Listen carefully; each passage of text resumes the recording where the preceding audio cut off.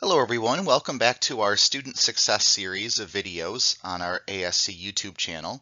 My name is Jason Pratt and my title here at Niagara is Reading and Writing Specialist. And today I'd like to talk a little bit about SQ3R, which is a series of active reading strategies that will help you to retain more of what you read and also save you time when it comes to preparing for tests and papers. SQ3R is an acronym, which means the letters stand for a series of words, and each of these is a strategy. And so you might find as we go through this mini workshop that you already do some of these things, and that's great.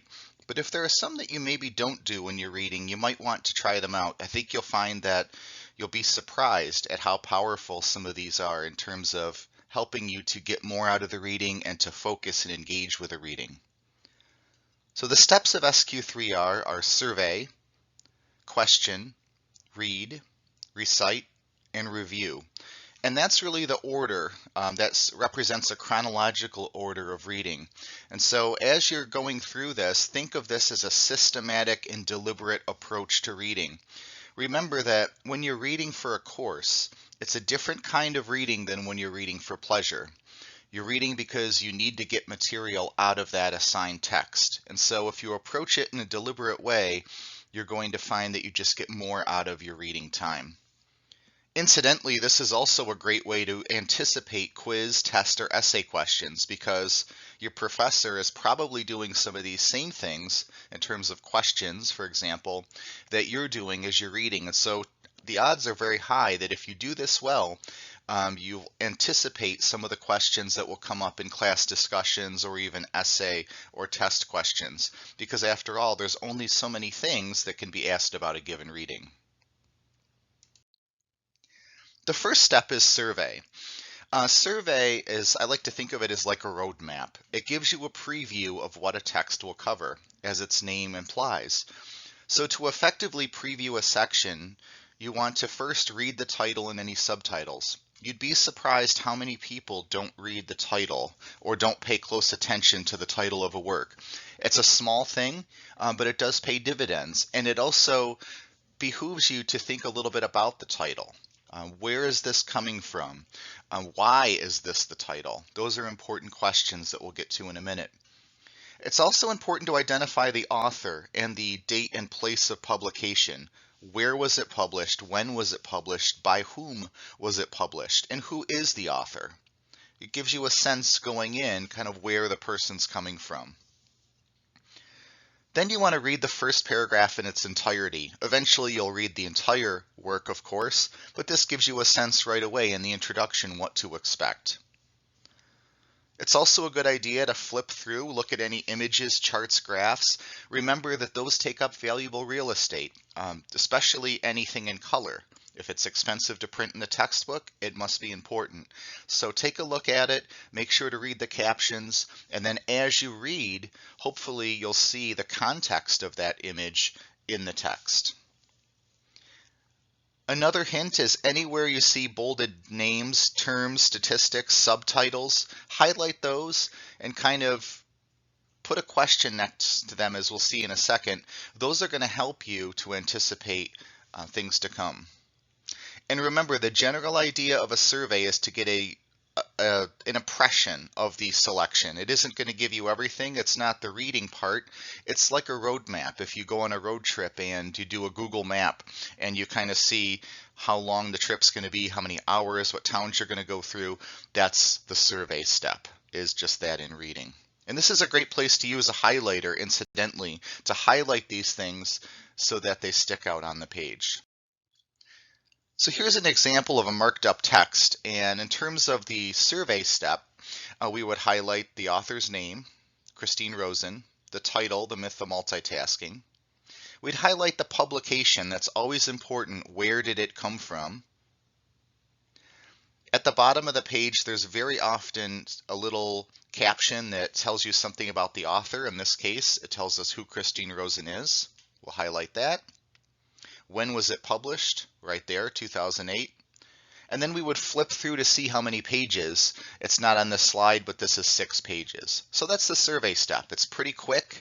We would then read the first paragraph, and we kind of have the roadmap for this particular reading. So that's survey. Again, the idea of the survey is to prepare us to read and to have a good idea of what's to come, just like the roadmap on a road trip. The second step is to create guide questions. And these are based on the 5 W's: who, what, when, where, why, and how. Now you can use other types of questions, but if you're stuck, these are a good way to start. These are a good place to start. And so when you're reading, you can always come up with questions as you're reading, but it's also a good idea before you even read to create some questions. And these could be based on the title, they could be based on any images you see, any subtitles. And research has shown when you do this, you're anticipating these questions as you read, and so you're going to find the answer. You'll be more likely to find the answer as you read. And so not only that, but they'll also probably appear on a quiz or a test. You'd be surprised how effective this can be. So here's what it might look like. We'll take the title, The Myth of Multitasking, and we'll turn it into a question. How is it a myth? That's very likely to come up in a class discussion or a short answer on a quiz or something like that. How, according to Rosen, is multitasking a myth? Well, if that's one of your guide questions, and if you read, and as we talk about in a minute, if you can answer that, then you're prepared already for that question. Here's another guide question. So there's a subtitle or a heading here in the article saying changing our brains. It's really a heading rather than a subtitle. And in this case, we turn that into a question. How does multitasking change our brains? You could definitely anticipate that that would show up somewhere in class later, according to Rosen. How does multitasking change our brains? And so you go through the text and do that before you read. Anytime you see a bolded section like this, the heading of a section, or if you see an image, you might want to highlight that and turn it into a question. Get a few questions going before you read. That's going to help you not only focus your attention, because if you read this section and you can't answer that question, you know that you've missed the main idea. But it also will help you when you go back to study later on. 3-4 weeks later, when you may not remember this as well, you can go back and you have those questions to help you remember what is important in the reading.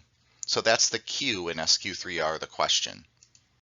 The next step is really two together, two of the R's, read and recite. Now recite is interesting. Read, we know what it means, we read the text, but recite means to kind of have a conversation with the text, to jot down what the main idea was every so often. And this is a really powerful step that a lot of people skip. It takes a while. You can see here, this is just a Google image of a poem that somebody has annotated. Annotate just means to take notes on. And you can see here all the different writing. That's a lot, right? And so it takes a long time, but you'll find that it pays dividends, because the more you have a conversation with the text, the more active you are, the more it's going to engage you into multiple levels of thinking versus just passively reading a text. And so by having that conversation, you're engaging on multiple levels of thinking at the same time. So some of the things you might want to do, always highlight names, statistics, and quotes. Those are important things, and they could be useful in a paper. Let's say 3 weeks later you're writing a paper and you need to reference this article or this poem or whatever it is you're looking at. Well, if you've highlighted names, statistics, and quotes, you can easily find them very quickly, and they could be very useful to you in your paper. Anytime you find an answer to one of your guide questions, also write it in the margin next to the question. Kind of write the answer there, and that way you've got the question and answer right next to each other. And this is something that I always encourage. After each paragraph, stop, try to summarize the main idea in a few words and put it in the margin. I'll show you what that looks like in a second. That can feel strange to do at first because it slows you down as a reader, but that's kind of the point. By slowing ourselves down and being deliberate and really reflecting on our reading as we're reading, by putting in that work early, we don't have to go back and reread it again and again and again later on. And so, it's like anything else, the work we put in now will pay the dividends later. And if you have any reactions, smiley face, round face, question mark, exclamation point, write them right in there. Those are your reactions to the text, and that they'll also help you when you go to write a paper. You can go back and find what stuck out to you. So here's an example. This is back to our marked up page here. On the left-hand side, notice what this reader has done is to go through and mark the main idea in the margin, to write down the main idea of each paragraph. We have the introduction. The main idea of this paragraph is that it boils down to a definition of what multitasking is. This paragraph talks about some attitudes toward multitasking. And if you do that throughout the entire piece, this is 6 pages long, this is going to help you. Let's say you're in class and the professor asks if anyone had any questions or what did Rosen say about attitudes toward multitasking. You can look on your packet, there it is right there. You can find the paragraph very quickly, and then within that paragraph you see what it is that you've highlighted, and you can bring up points. So it helps you to participate in discussions more effectively and more fully. It also helps you when you go to write a paper. Oh, where was that quote about multitasking? Oh, here it is here. Or here it is here. I've highlighted a quote here too. The recite, so that's the recite part. The reading and annotating takes place in the other margin. And so these are just some comments. So maybe if you thought the quote was interesting, just say interesting quote. If you see vocab words, quote unquote, which are just, another way of saying words you're not sure of the definition of. So exuberance, let's say that was one of those words. We stop, highlight it, look up the definition, and write it right next to it. That's something very few people do, but it's something that's so important, because if we don't know what exuberance means, we're going to miss the whole idea of this, these several sentences that talk about it. Here's just a reaction. Yes, I remember that. Talks about how multitasking used to be listed as a skill on resumes. It was really pushed back in the early 2000s. Here's another word, derision. We stopped, we highlighted, we looked it up. Mockery or ridicule, we write the definition there. If you get in the habit of doing that, again, by the time you've gone through a 6-page reading, you have a lot of notes, a lot of annotations, and that's exactly what you want, because now when you go to study 3 weeks later, if this is something you have to prepare for a test and you know that questions will be based on this reading, you can just go back and look at your notes, and you basically, by following the left margin, you have a kind of a deconstructed outline of the entire reading on the left, and on the right you have all of your reactions, and in the middle we've noticed we're only highlighting a little bit. You don't want to turn the page yellow or green or pink or whatever color your highlighter is. You want just the things that you think are the most important to stick out. And there's no real right or wrong answer there, because what sticks out to one person is different from another person. But one good rule of thumb, as I mentioned, quotes, names, statistics, that kind of thing, those are going to pay the biggest dividends for you to highlight. So that's the read and the recite, and you go through it and read in that way. Again, it takes a little longer, but remember, our goal is at the end we want to get material out of this reading for class. It's much different than just reading for pleasure. Hopefully it's pleasurable too, but the main point is we want to make sure that we get the information, the content. Then finally, step 5, review. So we've done our reading. We've annotated, we've highlighted, we've done all of that, we've put the main ideas down. Now we want to immediately go back and look and see, can we answer our guide questions? Can we answer why is multitasking a myth according to Rosen? If we can do that, good. Then we move to our next one. How does it change our brains? Can we answer that? If we can, chances are very good that we have what we need to get out of the reading. Chances are incidentally also very good that those questions are going to reappear somewhere in the class, either on a test, a quiz, an essay question, and if so, then we're prepared for them. That's the idea here. After we read, it's also a good idea to sort of reflect and summarize kind of what did we just read? What were the main concepts? If it's a story, who are the main characters? What were the main terms? If it's let's say it's a chapter in a biology textbook, what were kind of the main terms and concepts of that chapter? Do we know what they are? And then it's also a good idea when you go back to study to quiz yourself. So you remember now, but maybe 3 weeks later, things have gone on, the semester is busy. So you say, okay, let's go back to that reading.